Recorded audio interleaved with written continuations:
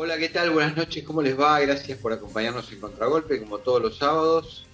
Bueno, seguimos en España, en el caso mío, no en el de Rodrigo, y estamos mirando muy de cerca las elecciones que van a tener lugar mañana domingo en Andalucía, porque creemos que van a actuar de caja de resonancia en el escenario nacional español, ¿no? Las especulaciones son a varias puntas. Tal vez la más importante es que si el candidato del Partido Socialista, que es la fuerza gobernante hoy en España, registra un resultado peor que el que se produjo en el 18, cuando el Partido Socialista perdió la Junta de Andalucía después de muchos años de hegemonía. Bueno, esa situación tal vez provoque no solo un cambio de ministros, vuelvo con el tal vez, un adelantamiento electoral. No es descartable. Se consolidaría todo un calendario electoral muy favorable para la derecha, que arrancó en Madrid hace más de un año con Ayuso, siguió en Castilla y León, ahora Andalucía. El año que viene a comienzos hay elecciones municipales que marcan mucho la agenda, pero no me cabe duda que esto va a provocar un escenario de inestabilidad política, por eso le prestamos particular atención.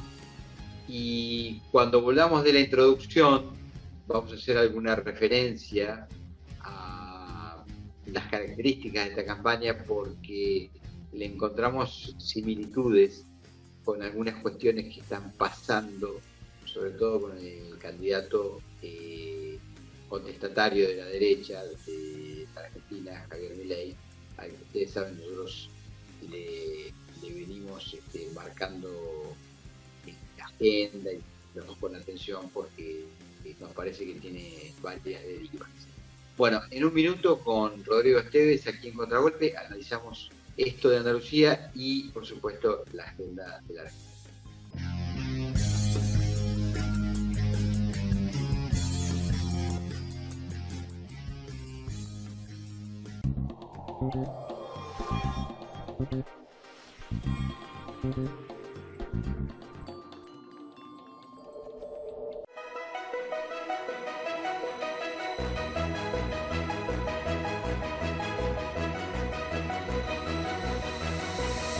La transformación no para.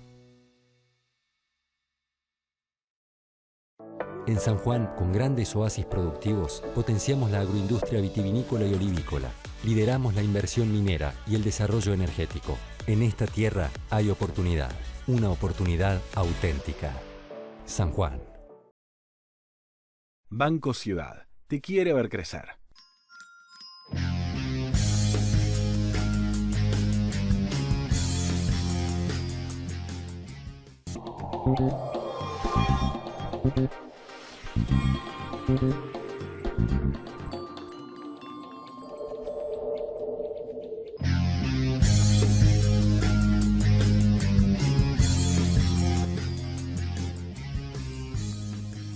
Hola, ¿qué tal, Rodrigo? ¿Cómo estás? Buenas noches. Muy buenas noches, Roberto. ¿Cómo estás vos? Y buenas noches a nuestra audiencia de los sábados, los compañeros y Bueno, amigas que nos siguen los sábados a las 20:30 por metro. Esos tienen un especial, estoicos, ¿no? Esos que son los que están ahí a esa hora. sí, estoicos, casi militantes. Bueno, yo me autoengaño, digo, no, porque es la previa, viste, del cine o de salir a comer algo el sábado, ¿no? Pero bueno, siempre hay algún motivo para ver Contragolpe. Me dejaste Bueno, inquieto con la extrema derecha en Andalucía. ¿Hizo macanas en la campaña? ¿Qué pasó? sí. Vos sabés que la extrema derecha, que aquí se llama Vox, nuestros televidentes que son muy politizados y muy cultos lo saben, pero bueno, este partido Vox, que tiene un dejo, bueno, yo diría cuasi falangista, digamos, en alguno de sus cuadros, por decir algo.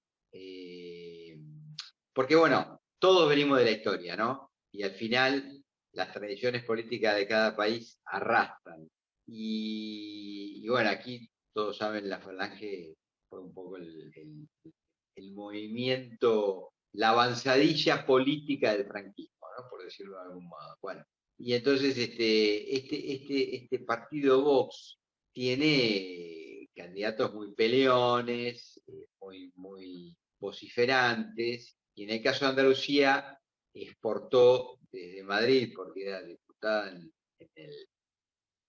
el Congreso de los Diputados a nivel nacional, a Macarena Olona, que bueno, es una figura, es una chica por supuesto bien parecida, y muy desafiante, ¿no? Por decirle alguna característica, por ejemplo, se ha subido mucho al estrado del Congreso de los Diputados cuando toca interpelar a los ministros o incluso al presidente del gobierno con chaqueta, se ha subido con chaqueta verde militar. Es muy proclive a las provocaciones, una gran provocadora, y la mandaron de cabeza de cartel en Andalucía, y a mi juicio, y a juicio de unos cuantos, entró con mala pata, porque básicamente no comprendió la sociología andaluza, que no tiene nada que ver con la castellana, con la castiza. Aquí se respira otro aire, y lo hablábamos, creo, el sábado pasado, el asistencialismo, o digamos cierta paternidad del Estado, está muy presente. Eso, por supuesto, se vio mucho en la larga hegemonía socialista, ¿no? De aquel grupo de Sevilla fundado por Felipe, por Alfonso Guerra, por Chávez, por Griñán. Esa cultura, me voy pero no me voy, es el gran acierto de Juanma Moreno, que es el candidato del Partido Popular, que está haciendo una campaña sociológicamente progre desde algún lugar.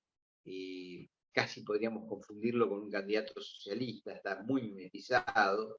Alguien decía ayer en un periódico, creo que en La Vanguardia, decía una campaña a lo Macron, una campaña macronizada, ¿no? Que intenta comer en casi todos los caladeros. Bueno, todo lo contrario de Olona, cuento la última anécdota y te doy paso. Sabés que fue el debate el lunes de los 6 candidatos y de los 6 aspirantes a la presidencia de la Junta de Andalucía, y Olona en un momento saca un manual de texto de colegio primario, y entonces dice, mire, yo no quiero ni leer porque esto a mí me da pudor, me horroriza. Así que léalo usted, le dice al presidente actual, que es Juanma Moreno, que va por la reelección. Y bueno, por supuesto él no entra al trapo, ella lee, y es un momento del texto donde se habla de la masturbación, y de la masturbación de un papá, una mamá, y entonces qué barbaridad, qué van a decir los chicos, esto es lo que se enseña en las escuelas. Bueno, la respuesta más ocurrente fue de una de las candidatas de la izquierda. La izquierda tiene 3 candidatos. En este caso es una ex Podemos, que se llama Teresa Rodríguez, que fue eurodiputada, entró junto con Pablo Iglesias cuando nació Podemos en 2014. Después se rompió esa alianza. Ellos son el sector más trotskistas, se definen como anticapitalistas. Pero bueno, le contesta, mire, señor Olona, con gente como usted, la Iglesia y los curas le van a seguir diciendo a los pibes que masturbarse te deja ciego, así que no lo hagas. Bueno, fue una gran risotada y fue como el gran tráfico en las redes sociales, ¿no? Todo el debate quedó bastante ceñido a ese asunto. Fin del asunto, corolario, no se puede hacer cualquier campaña en cualquier lugar, o la misma campaña en cualquier lugar, porque los elementos sociológicos cuentan y mucho. Y lo quiero enlazar con lo del Milei, ya te dejo para tu análisis, porque me da la impresión, ahora que Milei fue a Colombia a apoyar sotoboche al candidato Hernández, que también hay elecciones mañana domingo, se le reclama, él que se presenta como antipolítico, haber pegado el faltazo en diputados en la Argentina frente al tratamiento de la ley de bajarle costos impositivos, entre otros, a los monotributistas, ¿no? Yo veo que a Milei ya no le perdonan ninguna y ya lo tienen alquilado, ¿no? Así que cuando quieras, dale voz porque nos va a quedar comentar lo del acto del Porvenir, que fue, a mi gusto, también otra gafe más, ¿no? De las que venimos siguiendo. Hablamos de estas costas entonces. Ya el país andaluz mañana dará sus respuestas. Y es interesante esto que planteas, ¿no? Como el PP se terminó mimetizando en un PSOE light y de ese modo preservar una continuidad de gestión que en definitiva no deja de ser eso, ¿no? Un agotamiento del PSOE después de tantos años, o bien decías, una mayoría que desde la constitución misma de las autonomías en el 83-84 hasta el mandato anterior, fue del PSOE, con distintos actores que bien nombraste, y esta etapa nueva que gana el PP, pero con discurso, modelo y prácticas políticas más propias al socialismo y a la socialdemocracia europea que a este neofalangismo que tanto lo tienta por extrema derecha de Vox, ¿no? Es interesante el planteo porque además habla de lo que pueden los regionalismos, lo que pueden las autonomías y lo que pueden las culturas políticas regionales, ¿no? Esta cosa de la autenticidad, pero a la vez la autonomía que ganan esas sociedades en cada una de sus regiones. Y el abismo que hay, por ejemplo, entre este país en el cual estás por estas horas, en Andalucía, y sus 8 provincias y su tanta población, y el abismo que hay con la Madrid próspera o con la Barcelona tan ambiciosa, ¿no? Tantas veces ambiciosa y tan separatista. Pero bueno, en estas costas lo que le ha pasado a la derecha tiene que ver con esto que planteaba, sobre todo a nuestra extrema derecha vernácula, jovial y tan novedosa, porque esta semana,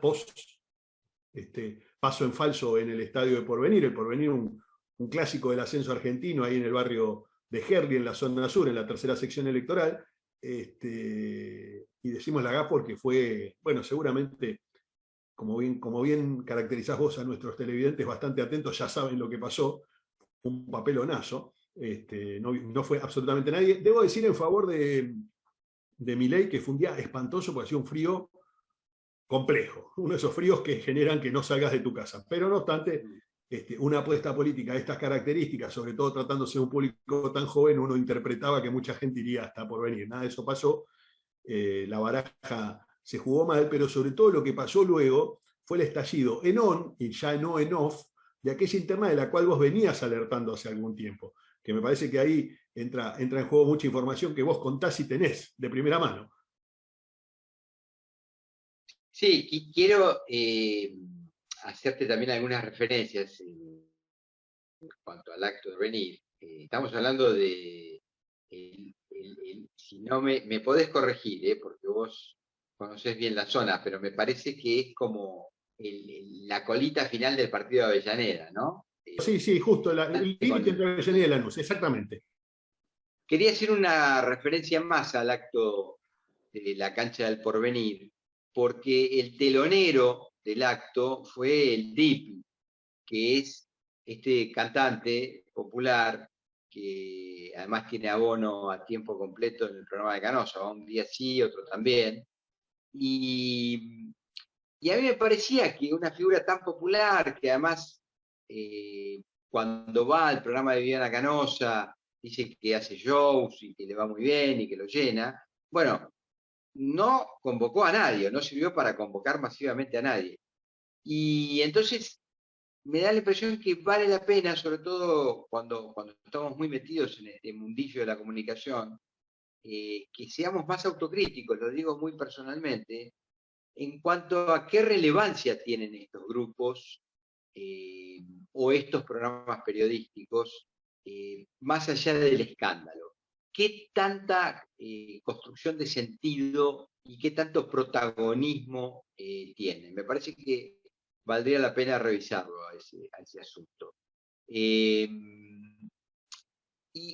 vos hacías una referencia, Rodrigo, al tema de las internas que están calientes ahí adentro, y que explotaron o se vieron ya a cielo abierto por unos Twitter de Maslatón, criticando a la hermana de Milei y a quien juega un poco de armador de Milei, que es Carlos Kikuchi, el chino Kikuchi, personaje, además a quien conozco personalmente, bastante. Bueno, efectivamente ahí hay una interna desatada, hay como dos grupos, uno que lidera Rodrigo Marra, que es legislador por la ciudad, y otro, el de Kikuchi y la hermana.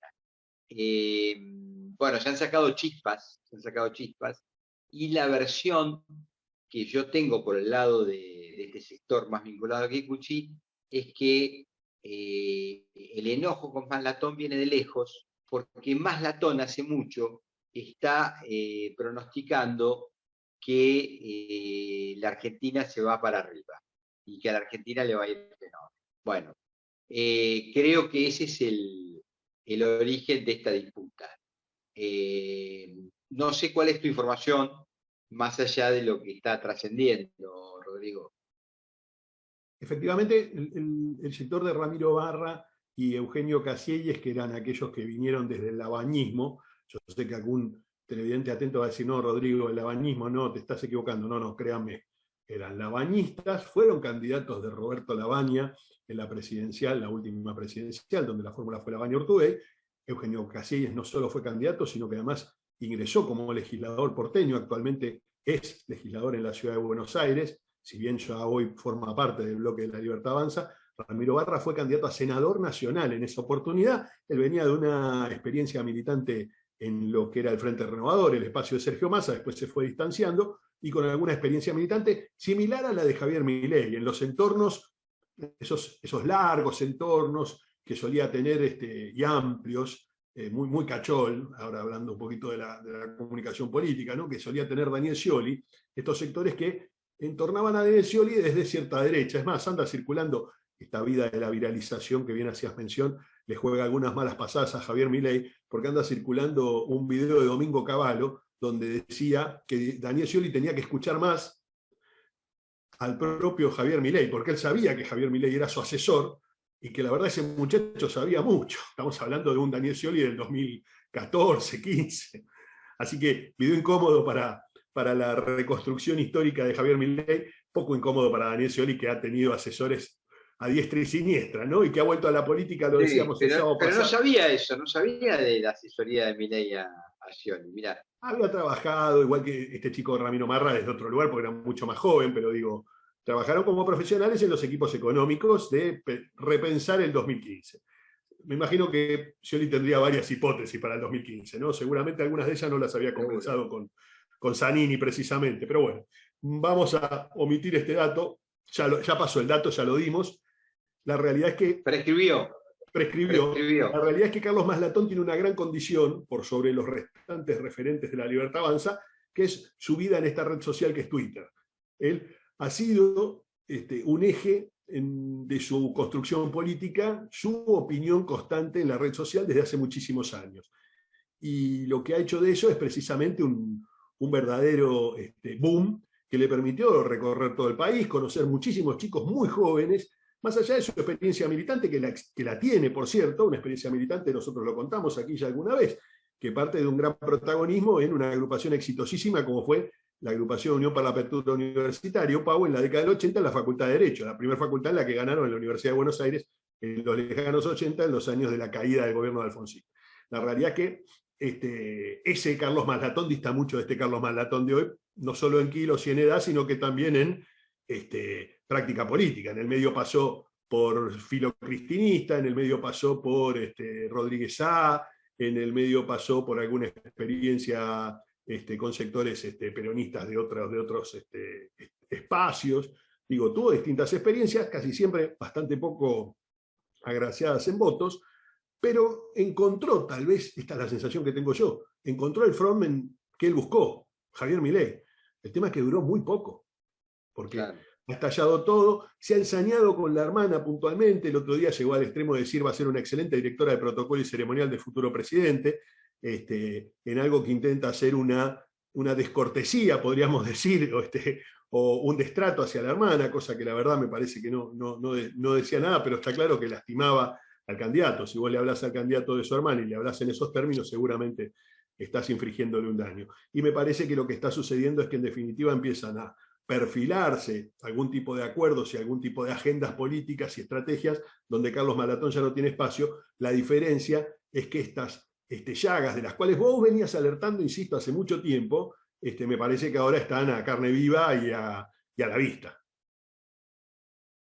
Sí, sí, sí, evidentemente. Y creo que como reflexión también, lo señalábamos hace unos programas a esto cuando pasó lo de Colombia y hay que dar derecho de autor. Eh, Durán Barba decía que estos candidatos necesitan de la fugacidad, es decir, la permanencia en el tiempo es un problema para ellos porque se le agudizan muchas contradicciones, ¿no? Además, te digo, esto a mí me excede desde el punto de vista informativo, pero simplemente recojo el dato crudo de la realidad. Los medios, Clarín, Nación, hubo varios medios que le fogonearon la figura de Milei, que lo acompañaban y creo que le daban manija. Bueno, se retiraron. Es decir, las crónicas sobre la falta de público en Herley fueron casi al unísono, muy duras. Algo pasó y no podría, te digo sinceramente, no volver a mencionar que eso que pasó, y esto es opinión y no es información, tiene que ver en parte con la demanda de Milei a 5 periodistas, que como dijimos en este programa fue un error garrafal. Porque también en el periodismo operan cuestiones corporativas. Es decir, vos demandás periodistas, bueno, entonces, ok, ya no estás, ya no sos tan simpático. Es decir, me parece que esa factura Milei la está empezando a pagar. Hay que ver hasta qué punto a determinados actores, y digo concretamente quién, me refiero a Macri, poco menos a Bullrich, más a Macri, le conviene que Milei entre en barrena. Es decir, si Milei se pincha mucho y muy rápido, no creo que sean buenas noticias para Macri. Le veo demasiados vasos comunicantes. Hay un tema que es, las encuestas empiezan a marcar, cuando digo las encuestas me refiero a que son varias, no es una única empresa, empiezan a marcar que hay una divisoria de 3 tercios, es decir, de 3 tercios reales. Un tercio filo gobierno, un tercio filo cambiemita, filo Juntos por el Cambio, y otro tercio que es el tercio que dice con ninguno de los dos. Es decir, hay un espacio real donde puede pasar por ventanilla Milei si Milei no hace mal las cosas. El problema es que uno bueno, claro. de un Bueno, mes pero a esta parte. Es que lo decís muy bien, Rodrigo, es decir, si no hace mal las cosas, el problema es que Milei ha cometido una cantidad de errores en poco tiempo muy importantes, porque, por ejemplo, el acto de Herley, si él hubiera seguido los consejos de cualquier estratega, por ejemplo, Durán Barba, que diría, ¿para qué haces un acto masivo si lo tuyo tiene mucho más recorrido en las redes que en un acto de convocatoria de superestructura que no tenés? Eso lo puede hacer el radicalismo, lo puede hacer el peronismo, pero él ya no tiene que revalidar títulos. Yo te diría más, si venís a romper con la lógica de la política, y si venís a romper con la lógica tradicional de la política, hace un acto a la tarde, hace un acto de día, que la gente te vea de día, que la gente te vea un fin de semana, no un día de semana, y de día, que la gente pueda verse las caras. Porque el otro tema de la nocturnidad es que en la nocturnidad no nos vemos, no sabemos quiénes somos. En la nocturnidad lo único que vemos es un escenario y el show de la renga que no fuimos a ver, porque en este caso él usa muy a menudo temas de la renga, pero digo, la realidad es esta, si vos querés romper con Rodrigo, sí. La dictadura de la producción nos dice que nos quedan 3 minutos, que se puede llegar a cortar el Zoom, lamentablemente tuvimos alguna dificultad de conexión porque yo no estoy en Argentina, entonces quiero tu remate final, lo más condensado que puedas, porque pasaron cosas, como diría Macri en la Argentina, entre ellas un avión que anduvo dando vuelta. Tu comentario, ¿qué va a ser el cierre? Un avión que anduvo dando vuelta, que me parece que es una de esas etapas de la Argentina que nosotros a veces creemos que mueven a la Argentina bizarra, ¿no? Venezuela, Irán y automáticamente todos los apriorísticos de un sector del periodismo, y Venezuela, Irán y del otro lado todos los errores de comunicación de la gestión, ¿no? No logran unificar en una única palabra, salen distintos actores, algunos de ellos terminan haciendo suspicaces lecturas, pero no terminan de hacer esas lecturas como funcionarios, y no dimensionan que ahora al ser funcionarios ya no pueden hacer meras deducciones, sino que deben hacer lecturas acabadas. Bueno, la verdad que una serie de gafes de un avión que aún hoy vía amparo judicial, sigue dando vuelta por Buenos Aires y por Ezeiza con la gente durmiendo en Canning. Esta es la realidad de lo que está sucediendo con sus pasajeros. Y por otro lado, otro avión, que fue el avión que llevó a Patricia Bullrich a Mendoza. Nosotros hace tiempo largo que venimos hablando de esto. Vos bien relataste en algún momento un asado de Mauricio Macri con Mario Vargas Llosa en su casa, donde, esto hablamos de los abrojos, donde estaba Cayetana Álvarez de Toledo, una actriz a la baja del PP, de la historia del PP, que tuvo una estrella en su momento fugaz, pero también estaba Mario Vargas Llosa. Y vos dirás, bueno, pero no me estás contando nada nuevo. Bueno, ahí estaba Miguel Ángel Pichetto y el exintendente de La Torre, de San Miguel, es decir, más o menos aquellos que empiezan a delinearse en este espacio de Juntos por el Cambio. Y el actor que sorprendió ese día fue el ex gobernador mendocino. Hablamos del senador Cornejo. Alfredo Cornejo, que sorprendió a muchos, por cierto. Y acá adelantamos alguna cosa de los coqueteos y los escarceos entre Bullrich y Cornejo. Bullrich y Cornejo volvieron esta semana a confluenciar en una foto, lo hicieron en Mendoza, y no solo eso, sino que Bullrich en ON le ha dicho a los medios que sueña con una primaria de paso, una paso de Cambiemos, o una paso de Juntos por el Cambio, donde el protagonismo quede en fórmulas mixtas. ¿Qué es esto de las fórmulas mixtas? ¿Hombres y mujeres? Puede que sean hombres y mujeres, sí, pero centralmente radicales y pro. Rodrigo, nos tenemos que ir. Quedó cortito.